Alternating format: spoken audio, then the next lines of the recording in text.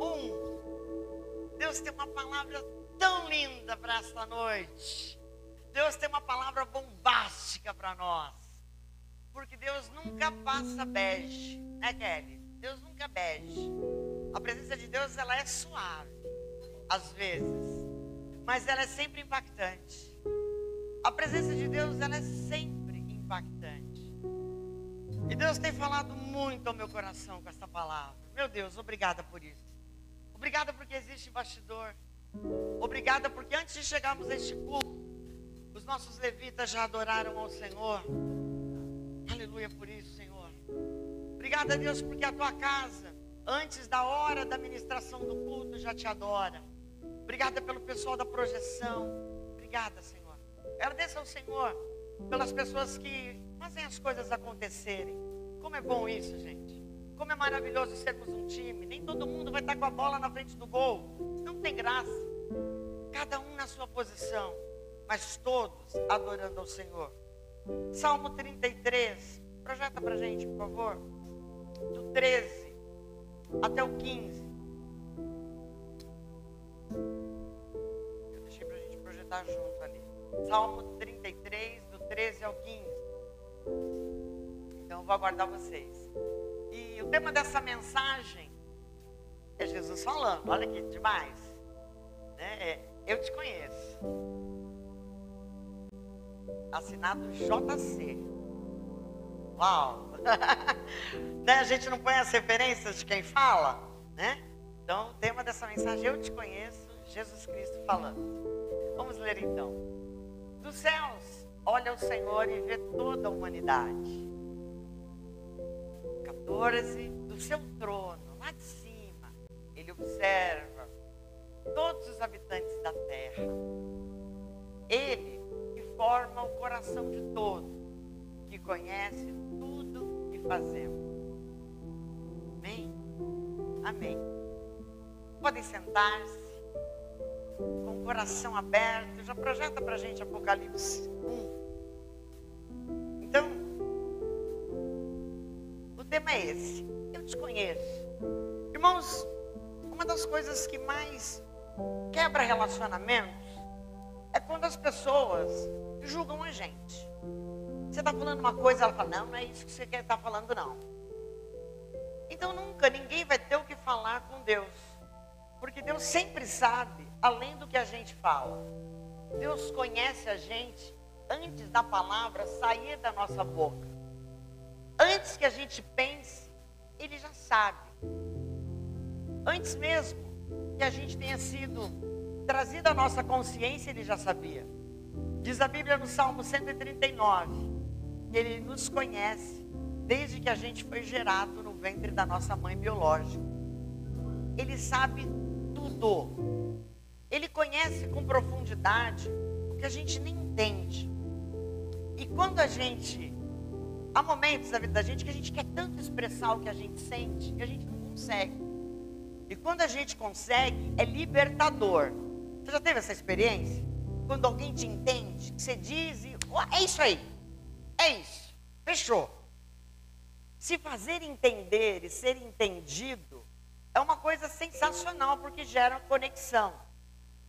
Então, com Cristo, com Deus, a gente teoricamente não deveríamos ter nenhum problema. Porque da parte dele, Ele sempre sabe o que a gente pensa, mesmo que a gente falar mais ou menos. Por isso que Ele não rejeita um coração inteiro. Ele quer que a gente apresente a verdade, mesmo Ele já sabendo a verdade. Mesmo Ele já sabendo o que está rolando, Ele quer que a gente manifeste para Ele o que a gente está sentindo. Apocalipse 1, pode pôr para nós. Deus confirmou essa palavra ao meu coração lá no jantar dos namorados. Aliás, a resposta da igreja foi muito legal. Nós estávamos lá em quase 30 casais, foi muito divertido, comemos gostoso. Um churras, irmãos, boa companhia, churrasco, oração, lugar só para nós. Mas você que não foi, fique tranquilo que teremos outras oportunidades. Mas a gente que estava lá foi muito bênção, foi muito bacana.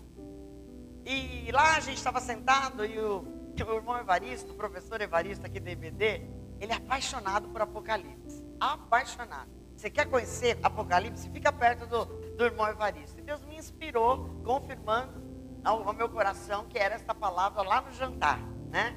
Eu já estava estudando, estava em dúvida, e Deus foi confirmando no meu coração que era isso. O primeiro capítulo diz assim: revelação de Jesus Cristo, que Deus deu para mostrar aos servos o que em breve há de acontecer. Ele enviou o seu anjo para torná-la conhecida ao seu servo João. Vou ler alguns versículos para contextualizar. Que dá testemunho de tudo que viu, isto é, a palavra de Deus e o testemunho de Jesus Cristo. Feliz é aquele que lê as palavras desta profecia, e felizes aqueles que ouvem e guardam o que nela está escrito, porque o tempo está próximo. As 7 igrejas da província da Ásia, a vocês, graça e paz da parte daquele que é, que era e que há de vir, dos 7 espíritos que estão diante do trono.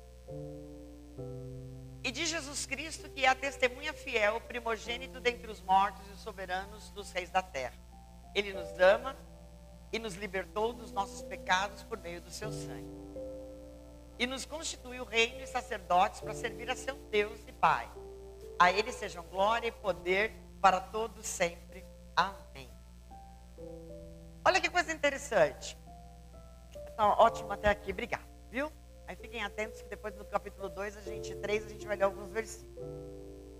A reflexão desta noite, e eu vou ter que ser breve, sucinta, sem correr, mas sem me delongar muito, para você ficar curioso e depois na sua devocional ler mais o livro de Apocalipse. Vamos quebrar alguns preconceitos. O livro de Apocalipse não é um livro difícil. Dá para novo convertido ler? Ah, dá. Porque fala do fim, mas também fala do passado e fala do presente. Então, leia o livro de Apocalipse, sim. Até porque a gente fica bem esperto, porque fala bastante da volta de Cristo.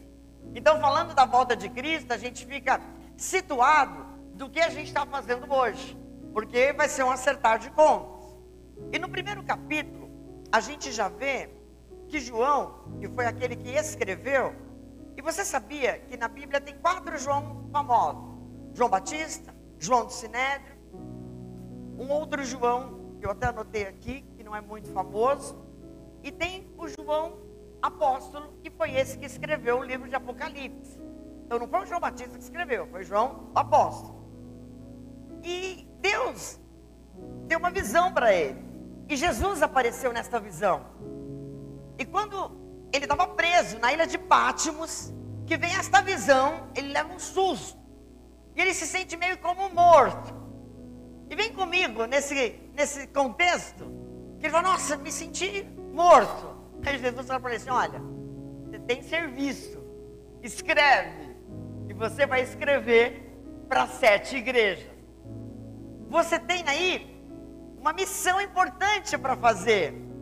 Você tem uma missão de deixar registrado algumas coisas que as minhas várias igrejas, e a minha igreja enquanto reino, precisa, a igreja com I maiúsculo, precisa ouvir de mim, porque eu as conheço, e eu preciso dar um feedback para ela. Eu preciso dar um feedback para essas igrejas da Ásia Menor, a antiga Turquia. Essas igrejas existiram. Tem uma corrente que fala que essas 7 igrejas revelam um tempo histórico das igrejas. E nós acreditamos que estas igrejas somos nós. Todo o tempo, várias situações dessas igrejas revelam a gente, revelam as nossas situações. E os objetivos dessas cartas eram se comunicar com elas, literalmente. Elas existiram mesmo. E gente, existindo, havia da parte de Deus uma organização para conversar com as igrejas. Havia uma estrutura de pensamento para que João pudesse anotar. É como se Jesus passasse: olha, eu vou falar dessa forma com todas as igrejas. E ele foi conversando. E eu quero perguntar-nos, qual a mensagem que Deus está dando para cada igreja e para nós como igreja? E eu anotei algumas coisas importantes para a gente pensar. Primeiro, que a carta é destinada ao anjo da igreja, aos líderes de cada igreja, aos responsáveis por cada igreja.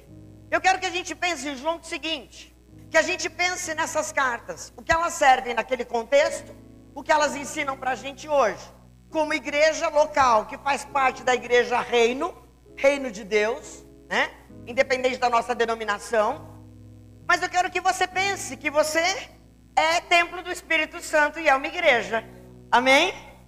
Então Deus está falando ensinamentos para nós, como pessoas que têm uma autorresponsabilidade de fazer alguma coisa com a informação que vem desse ensinamento. Pense e anote isso. Deus nunca fala nada para alguém que não pode fazer nada com aquilo. Deus falou com o anjo da igreja, que tinha uma missão para fazer depois de ouvir. É como se, eu fiquei até pensando, se passasse um plano de ação para cada um depois, o que a gente vai fazer com aquilo que Deus falou para nós? Na verdade eu sempre penso isso. Depois que Deus me fala algo, o que eu vou fazer com aquilo? Às vezes até não fazer nada. Porque até para algumas igrejas aqui, Deus falou, peraí, só permanece firme. Então, eu não sei o que Deus vai falar com você. Até porque Ele podia ter falado num pacote só, mas Deus dividiu em 7 igrejas. Porque Ele também quer falar especificamente com a gente. Tudo que Deus fala conosco segue um princípio de autoridade. Ninguém se basta em si mesmo. E até quem tem autoridade não pode abusar dela, porque está debaixo do próprio princípio da autoridade. Está claro isso? Nós precisamos respeitar o princípio de autoridade, inclusive da qual o Senhor nos instituiu muitas vezes como autoridade. Há uma autoridade no reino e na manifestação de Deus para nós, espiritualmente e humanamente. O sentido de enviar a liderança traz uma profundidade, traz uma personalização. Não há confusão. Poderia haver uma mensagem grande, a gente vai pegar a nossa parte. Mas indo igreja a igreja, as igrejas ficaram bem atentas e olha o feedback que a gente vai receber. Como Deus realmente nos enxerga. Agora, para tudo. Quem manda a carta é Jesus, o Cristo. Então, antes de qualquer coisa, a primeira coisa que a gente tem que pensar é, antes de saber o teor da carta, a gente precisa pensar, é Jesus que está falando. E geralmente quando Jesus fala, pode vir um confronto, pode vir um like de é só continuar. Há várias coisas que Jesus irá falar, porque Ele nos conhece. Então Ele vai falar na realidade em que precisamos ouvir, não apenas na realidade que queremos ouvir. Embora o que queremos ouvir, certamente é uma parte do que também precisamos. Faz sentido isso, irmãos? O que queremos faz parte do que precisamos. Porque se queremos algo de Deus, é porque está dentro da listagem do que precisamos. O meio dessa comunicação foi uma carta, que hoje poderia ser um Twitter, poderia ser um WhatsApp, poderia ser uma comunidade dentro do WhatsApp, que agora tem, poderia ser uma lista de transmissão, poderia ser um grupo do WhatsApp. Aí eu fico pensando, se fosse um grupo do WhatsApp, que ele mandasse o grupo das 7 igrejas, será que a gente ia responder? Será que a gente ia pelo menos ler e dar prioridade? E o mensageiro era João, que estava numa prisão, não estava numa situação confortável. Olha quantas lições. A gente ainda nem falou das mensagens. O mensageiro não estava numa situação confortável e recebeu a visita do próprio Cristo, num sonho e numa visão. Então aqui fica uma grande lição para você que está aqui no templo e para você que está nos assistindo e cultuando ao Senhor e atento a esta palavra. Você pode estar enfermo, você pode estar enfermo, você pode estar sem dinheiro, você pode estar numa luta terrível. Deus se apresenta a você e ainda te dá missões, porque é Ele quem faz, é Ele quem sabe. Aí você fala, estou morto. João falou, meu Deus, que isso? Calma, sou eu. João, eu sou o princípio e o fim. Sou eu que venci a morte, está lá em Apocalipse 1. João, sou eu, o alfa e o ômega, é verdade. Então vamos pegar a caneta e vamos escrever, porque afinal de contas, o dono da mensagem está aqui. Aleluia. O propósito específico faz com que a gente contextualize a realidade. os membros. Então, agora eu quero te convidar para a gente esquecer quem está do nosso lado, para a gente esquecer até o alvo das nossas preocupações e pensar: tem uma parte de uma carta ou dessas cartas que é só para mim, que tem a ver comigo, que tem a ver com a minha vida enquanto igreja do Senhor, que sou o templo do Espírito Santo, que o Espírito Santo habita dentro de mim, que o Senhor quer afirmar meus passos, que é o que a gente vai ver. Deus afirma vários passos da igreja. Aliás, essa é uma das estruturas das cartas. Deus afirma, fala: ó, isso aqui, ok. E quando há o que falar para corrigir, Deus também fala.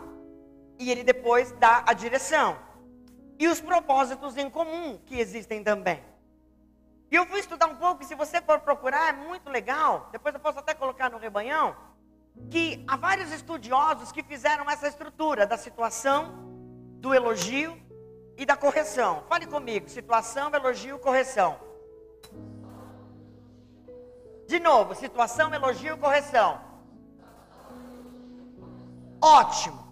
E agora nós vamos ver igreja a igreja, de uma maneira muito objetiva, a situação, o elogio e a instrução de Deus. Deus, Jesus o Cristo, através de Jesus, Ele se apresenta em todas, antes da situação, Ele se apresenta em todas as cartas, dizendo: conheço as tuas obras, conheço o que você faz, conheço a sua situação, eu conheço você. Queridos, isso é profundo demais. Deus te reconhece na multidão. Deus te reconhece para os seus novos começos. Deus conhece as dores que você não consegue nem descrever. Deus conhece as suas alegrias. Deus, Jesus o Cristo, te conhece. Você não é alguém invisível para Deus. E isso, você pode glorificar o Senhor, falar: obrigado, Senhor, obrigado, Senhor. Porque isso para mim é uma coisa muito especial. Porque reconhecimento é algo que a humanidade precisa. Ninguém quer ser invisível. Você quer ser invisível no seu trabalho e ninguém te reconhecer? Não. Você quer ser invisível por aquele que você atende quando você atende clientes? Não. Você quer que a pessoa veja que o seu atendimento foi bom, que a pessoa fique bem na sua família. Talvez a gente não está falando de rasgação de seda, a gente está falando de senso de utilidade, de que foi bom, fiz a diferença aqui, e o Senhor está dizendo: eu conheço você, eu conheço as tuas obras, eu conheço de onde te tirei. Aliás, eu estava lá, eu conheço você, eu tenho autoridade. E a gente vai dar uma olhada, porque em Apocalipse 1 até o 3, sabe por que ele conhece? Porque ele estava na igreja, na outra e na outra. Ele conhece porque ele, além de saber por ser Deus, ele faz questão de estar no meio, de estar na situação, e não apenas com as pessoas. Ele vê as necessidades, ele se faz presente no durante as tempestades, durante os marasmos da vida. Porque tem a tempestade e tem o marasmo, onde não tem resposta, onde não tem movimento, onde não tem esperança, e tem o caos, onde a resposta negativa já veio, onde a desesperança bateu a porta. Ele está no meio das igrejas. Apocalipse 2, 1, 7 fala sobre a igreja de Éfeso. Põe pra gente aí, por favor. Situação desta igreja. Era uma igreja, Apocalipse 2, 1 a 7. É uma igreja que perdeu a direção, passou a desobedecer a Deus, não fazendo a sua vontade. O anjo da igreja em Éfeso diz: estas são as palavras daquele que tem as 7 estrelas em sua mão direita. Gente, fala várias vezes o número 7. Nós não somos supersticiosos, e o 7 nem sempre será o número da perfeição. Muitas vezes na Bíblia ele passará a representar o número da integridade. Mas não é para idolatrar o 7 não, tá? Não é nada disso. 2, 2, por favor. 1, 2, na verdade. Conheço as tuas obras, o seu trabalho é árduo, a sua perseverança. Sei que você não pode tolerar homens maus, que pôs à prova os que dizem ser apóstolos, mas não são, e descobriu que eles eram impostores. Você tem perseverado e suportado sofrimentos por causa do meu nome. Depois você lê os demais versículos. E eu não estou preocupado se não der tempo de falar o 7, tá? Eu vou falar o que Deus permitir para concluir. E não vou correr, vou dizer o que Deus colocar no nosso coração. Gente, esta igreja era uma igreja zelosa pela palavra. Eles tinham uma palavra fincada no seu coração. Eles conheciam a palavra, não aceitavam heresias e não aceitavam, eles confrontavam as pessoas que levavam heresias lá e falavam, isso aqui não tem bagunça, aqui não tem nada de misticismo que não esteja atrelado à palavra. O que é manifestação do Espírito Santo, ok. O que não é, não tem. Mas, e eles foram elogiados por isso. Eles foram elogiados por Jesus. Vocês rejeitam as heresias, vocês são perseverantes e vocês são pacientes. Parabéns à igreja de Éfeso. Uma igreja que passaram-se tantos anos, milhares de anos, e a gente está aqui falando do que eles foram. Mas eles também tinham algo que Deus não aceitou. E Jesus disse, mas eu tenho contra ti uma coisinha só. Só que uma coisa, diante de uma lista de coisas boas, ela era o suficiente para ser repreendida e precisava ser consertada. Vocês perderam o primeiro amor. Sabe quem pastoreou a igreja de Éfeso? Paulo, Timóteo, só pastor top. Igreja pastoreada por pastor top, maravilhosos. Priscila e Áquila pastorearam a igreja de Éfeso. Eles eram maravilhosos, mas eles perderam o primeiro amor. Deus fala contigo, meu irmão e minha irmã. Olha os riscos que a gente corre. A gente, mesmo estando centrado na palavra, e aqui Deus falou muito ao meu coração, nós precisamos ser rigorosos, cumpridores da palavra, mas não perder o primeiro amor. Porque Deus não substitui coisa boa por coisa ruim. Tudo tem que ser bom no sentido de correto. E eu fiquei impressionada com um estudioso, que eu não sabia disso, que a raiz da palavra para este versículo, não me lembro, acho que foi no grego, do perder o primeiro amor, é similar à palavra divórcio. Eu fiquei chocada.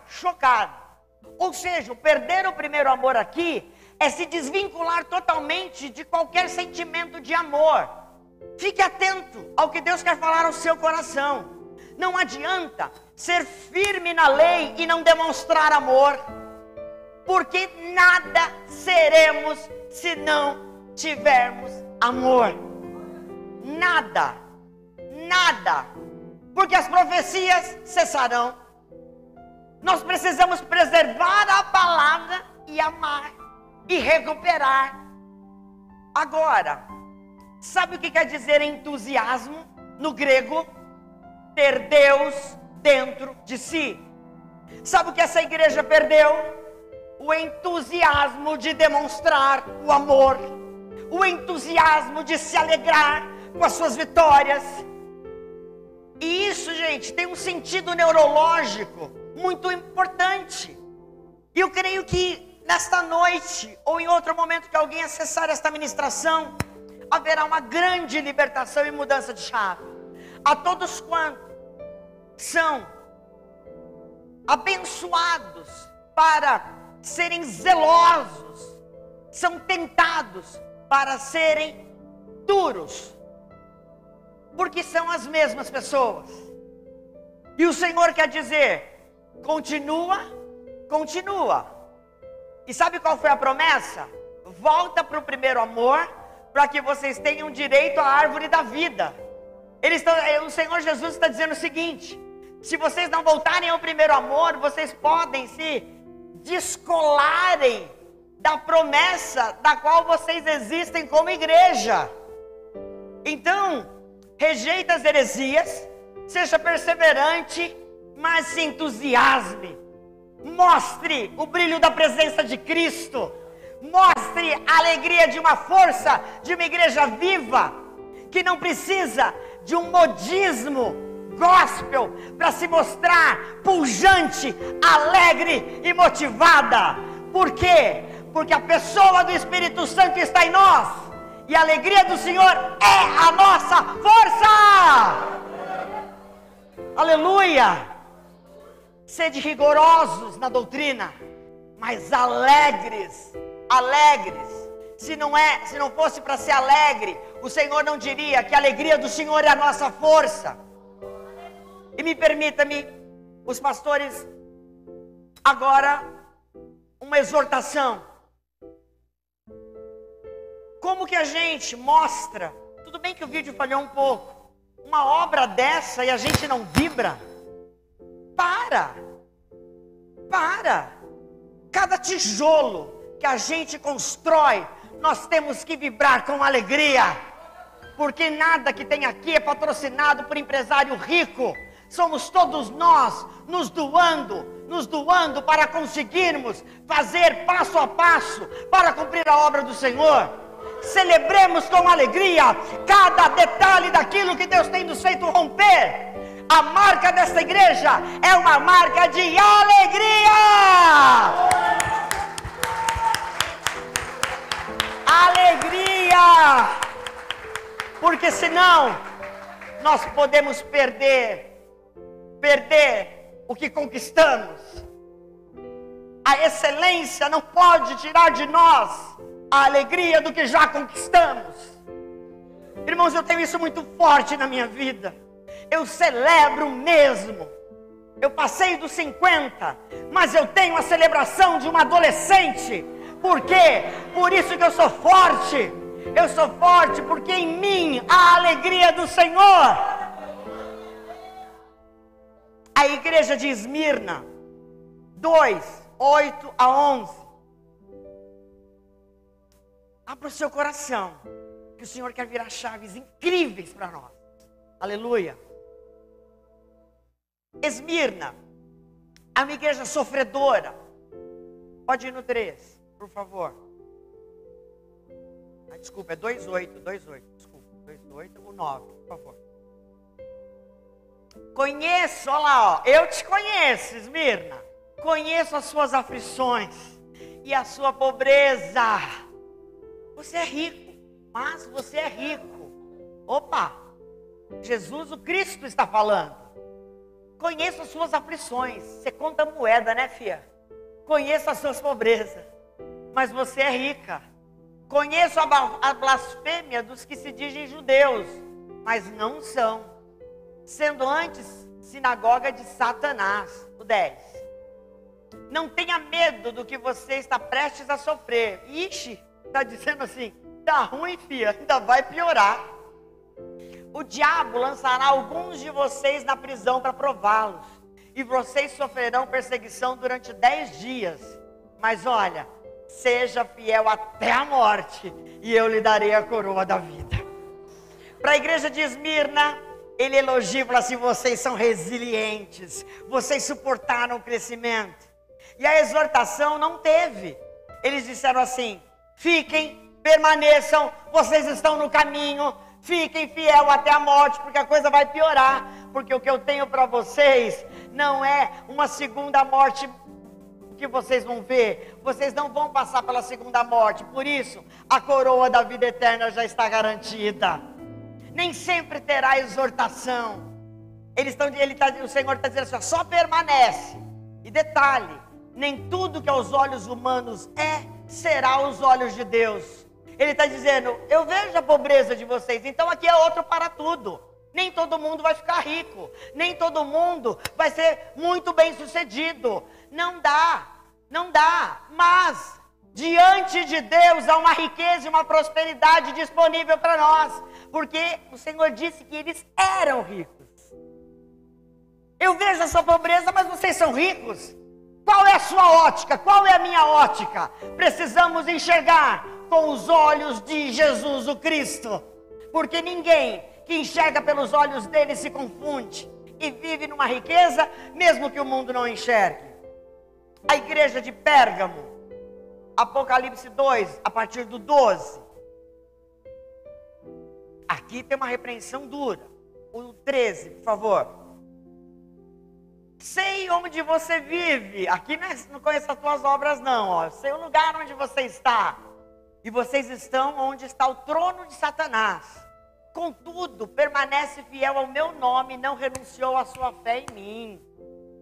Aleluia! Nem mesmo quando Antipas, minha fiel testemunha, foi morto nesta cidade onde Satanás habita. O 14. No entanto, tenho contra você algumas coisas. Eita! Você tem aí pessoas que se apegam aos ensinos de Balaão, que ensinou Balaque a armar ciladas contra os israelitas, induzindo-os a comer alimentos sacrificados a ídolos e a praticar a imoralidade sexual. Tá ótimo.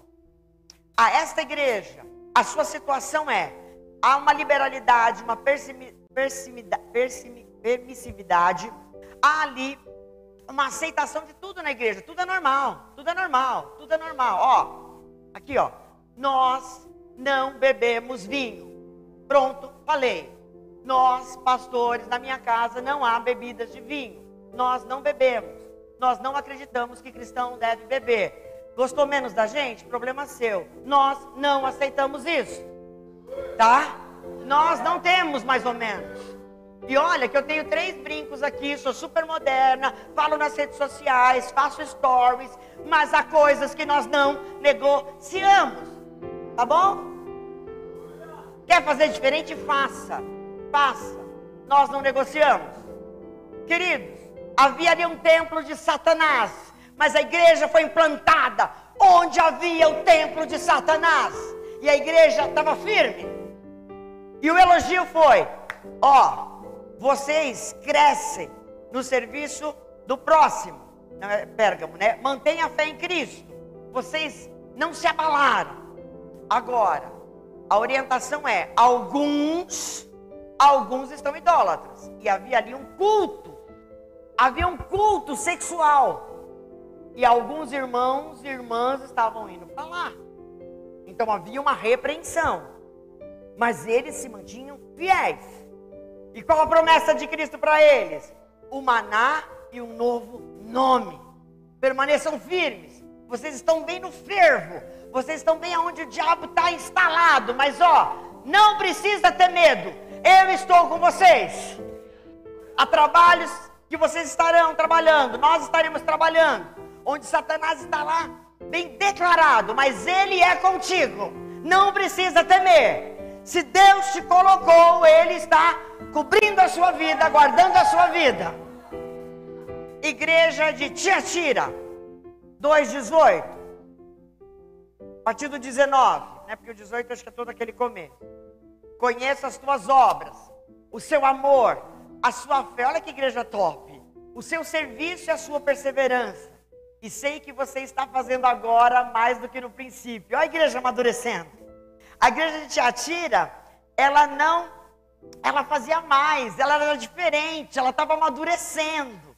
Então o elogio é: vocês cresceram no serviço ao próximo. Vocês entenderam que era ir para a rua, que era para abençoar a sociedade, que era para evangelizar, que era para trazer pessoas para o templo, que era para ser igreja. A instrução: mantenha a fé e deixa o culto idólatra. Não se misture. A idolatria contamina. E Deus abomina a idolatria, que é culto a outros deuses. Qual a promessa da igreja de Tiatira? Soberania das nações e a estrela do amanhã. Vocês estão corretos. Vocês têm uma estrela da manhã. Vocês estão como igreja se mantendo. Continuem firmes. Há uma promessa da presença desta igreja. Reino para vocês. Estamos caminhando. Igreja de Sardes. Apocalipse 3:2. Aqui já começa algo bem interessante. Apocalipse 3:2. Tá? Continue com o seu coração aberto. Há um ensino profundo de Deus para nós nesta noite. Igreja de Sardes, esteja atento. Fortaleça o que resta e que estava para morrer. Pois eu não achei suas obras perfeitas aos olhos do meu Deus. Para esta igreja já foi diferente. 3:3. Lembre-se, portanto, do que você recebeu e ouviu. Obedeça e arrepende-se. Mas se você não estiver atento, virei como um ladrão e você não saberá a hora que virei contra você. Queridos, aqui Jesus Cristo encontrou uma igreja morta, sem vida, sem alegria, que não fazia diferença na sociedade, não incomodava o inimigo. Ela se misturou, ela não influenciava mais. O mundo entrou na igreja, não havia diferença. Cristo disse: eu olhei e não achei nada, absolutamente nada para elogiar. Diga misericórdia. Deus não teve um feedback positivo. Ele até disse: alguns mantiveram a fé pura, só. A instrução: buscar renovo do que ainda sobreviveu. O renovo era o foco da igreja de Sardes. Precisava reacender, porque ela estava morta como igreja. As coisas estavam arrastando-se lá. E qual era a promessa? Bom, primeiro a advertência: eu vou voltar como um ladrão que não avisa a hora. E se vocês não se ajustarem, vocês não verão. Não haverá salvação. Mas, se vocês se arrependerem, vocês de fato vestirão, serão honrados e terão as vestes brancas. A igreja não deixava de ser igreja, mas ela se desabilitava de usufruir a salvação, porque Jesus ia vir como um ladrão, eles não estariam preparados. Sexta igreja, a igreja de Filadélfia. Olha que linda esta igreja. Apocalipse 3, a partir do 8. Essa é uma igreja: conheço as suas obras, coloquei diante de você uma porta aberta que ninguém pode fechar. Sei que você tem pouca força. Olha que interessante. Mas com o que você tinha, mas guardou a minha palavra e não negou o meu nome. Eu não fiz pesquisa para me aprofundar a quantidade, não consegui achar, né?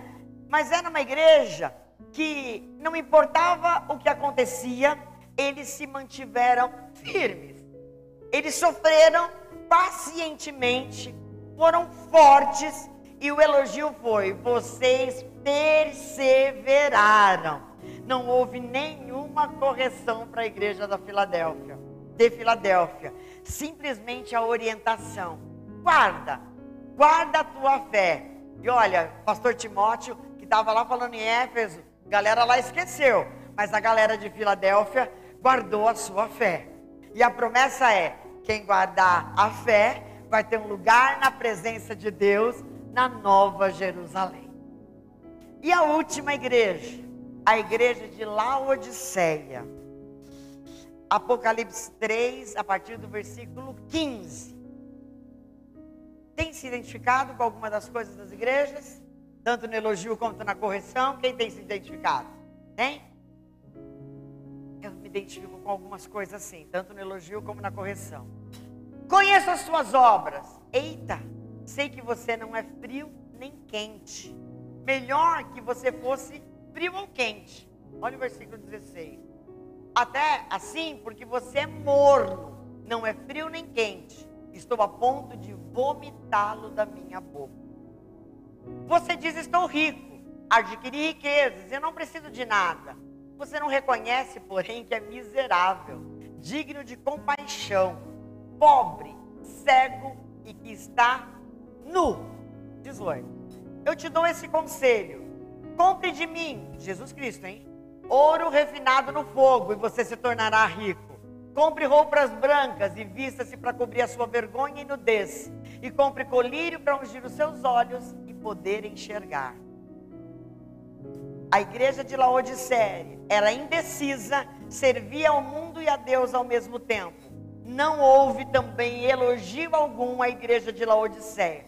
Pelo contrário, havia uma distorção de percepção. Esta igreja se achava rica. E Jesus ainda disse: você se acha rico? Acha que tem tudo? Tem estrutura? Tem condições? O comércio está bom? Está tudo funcionando bem? Você está por fora. Compra comigo. Troca as vestes, as minhas vestes limpas. Porque nem sempre o que vemos aos nossos olhos é o que Deus tem para as nossas vidas. E a exortação foi: Se você se arrepender e voltar ao zelo, aí sim você compartilha o trono de Deus.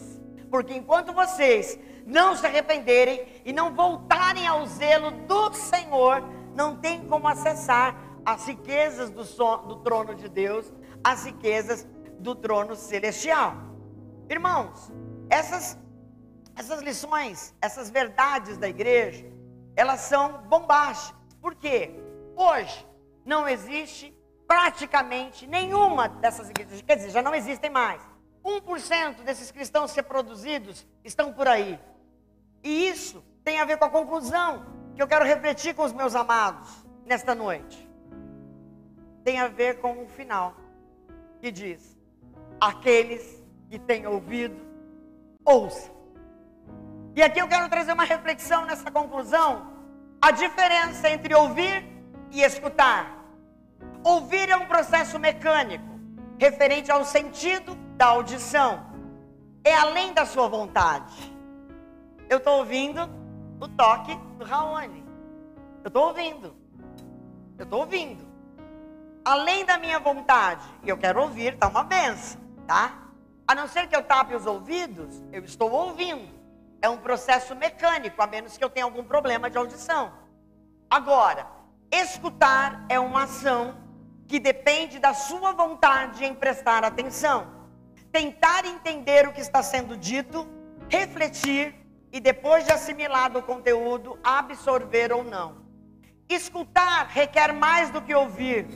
Ou seja, se a pessoa não prestar atenção, ela não irá absorver. Ela não irá sentir as palavras. Ela não irá memorizar o assunto. Ela não pode opinar. Ela não levará em consideração. E queridos, aqui o meu coração pulsa. A minha mente pulsa em dizer para você. Se as pessoas estão conversando com você e você está pensando na resposta, você é alguém que não está escutando ninguém. E essas pessoas não escutaram Jesus. E a minha e a sua reflexão é: quem tem ouvidos, ouça o que o Espírito Santo diz à igreja. O que o Espírito Santo tem dito a você em relação à sua vida de santidade, em relação à sua vida no altar. Quais situações você se apresenta? Talvez até numa distorção de visão, se sentindo pobre, o Senhor fala: filha, você é rica, calma, eu vou te dar frutos dos financeiros que você precisa, mas eu tenho te sustentado e você é rica na minha presença. E essa é uma palavra profética para alguém que está aqui no templo. A sua visão está distorcida, porque você está vendo o dinheiro em espécie, e eu estou te falando do suprimento que eu tenho te dado até aqui. E embora você tenha a promessa do dinheiro em espécie, ele vai chegar no momento certo, porque até então eu vou continuar te sustentando, até que chegue a hora de eu entregar outra parte da promessa. Queridos, a nossa visão às vezes está distorcida, porque nós estamos querendo dar respostas, sem entender o que a palavra do Senhor está produzindo em nossa vida. A gente está querendo questionar o feedback de Jesus o Cristo. O Senhor usa pessoas para dizer como estamos. O Senhor usa pessoas para atestar como estamos, embora sejam pessoas imperfeitas. Em técnicas de feedback, sabe o que a gente orienta? Que a primeira coisa ao receber um feedback é ficar calada, é ficar calado e não retrucar, é digerir. E o Espírito Santo está dizendo a você: entre na minha presença e deixa a minha palavra tomar forma em você, para que você tenha condições de escutar a minha voz. E algumas coisas talvez te incomode agora, mas quando o Espírito Santo operar na sua vida, porque é Ele que vai operar, não somos nós, não é a força do nosso braço, mas é a disposição do nosso coração, é a disposição de servirmos ao Senhor com alegria, apesar de algumas tristezas, apesar de algumas dificuldades. Eu chamo o ministério de louvor, por favor. E eu fiquei pensando, há um hino que eu amo muito, seria Quero Voltar ao Primeiro Amor, que teria tudo a ver, né? Mas o hino que Deus tocou no meu coração, para nossa resposta como igreja, não é pensar em nós, é pensar no reino. Está faltando a gente sair de cena um pouquinho. Sai de cena, sai de cena. E olha para o Rei do Reino. E o adore. Porque os reinos se abalam. Nós temos que nos curvar diante do Deus Todo-Poderoso. E Ele é o nosso Pai. Ele tem colo para nós. Ele tem suprimento para nós. Mas Ele tem correção para nós. Ele tem direção para nós. Ele tem novos horizontes para nós. Mas Ele tem que mudar a nossa visão. Ele tem que ajustar o grau do óculos. Ele tem que ajustar a lente. Ele tem que ajustar o coração. Ele tem que curar a nossa alma. Mas a gente tem que admitir que está doente. A gente tem que admitir que a visão está turva. A gente só tem que admitir a sua soberania e a nossa humanidade. E a nossa disposição para entender o que Ele quer fazer conosco. Os reinos se abalam, mas no seu reino, que é sempre eterno, não é no seu e nem no meu tempo, não é no nosso tempo. O seu reino é eterno, tem misericórdia, mas tem justiça. Mas não é na nossa justiça, é na dele. O seu reino é sempre eterno. Eu quero que você saia de cena para entrar em cena. É esquisito, né? Fala com o Espírito Santo. Sai de cena e entra em cena. Mas entra em cena diante do Deus eterno. O diabo não brinca de ser diabo. A vida não é um parque de diversões. A vida é uma batalha espiritual, em que a gente se diverte como cristão. Isso sim, a vida é leve nesse aspecto. Mas eu estou dizendo, em relação à fé, o reino de Deus é conquistado na batalha espiritual. E canta lá palavras. Ai de nós, se não nos levantarmos como guerreiros em nome do Senhor dos Exércitos. E talvez você tenha se sentido como um Davi franzino, como aquele filhote que ninguém nem lembra de você. Eu falo filhote que é um jeito carinhoso que eu chamo os meus filhos, muitas vezes. Aquele filho que ninguém nem lembra. Mas aí o profeta fala, não é esse, não é esse, não é esse. Tá faltando. Aí vem o franzininho com a marmita, às vezes até meio distraidão, né? Tem mais filho? Tem. Tem um pastorzinho. Ah, ele tá lá. Tá lá. Chama ele. É isso. Cadê os Davis? Cadê os Davis? A armadura não é para caber em você. Porque Deus não tem essa armadura para vencer. Deus quer que seja na sua realidade. Você pega a funda com o que você tem, mas você vai em nome do Senhor dos Exércitos. Por isso que tem urso na sua vida. Por isso que o seu treino são com os leões. Vai chegar a hora. Vai chegar a hora do gigante. Mas você está sendo treinado com ursos. Fique em pé, por favor.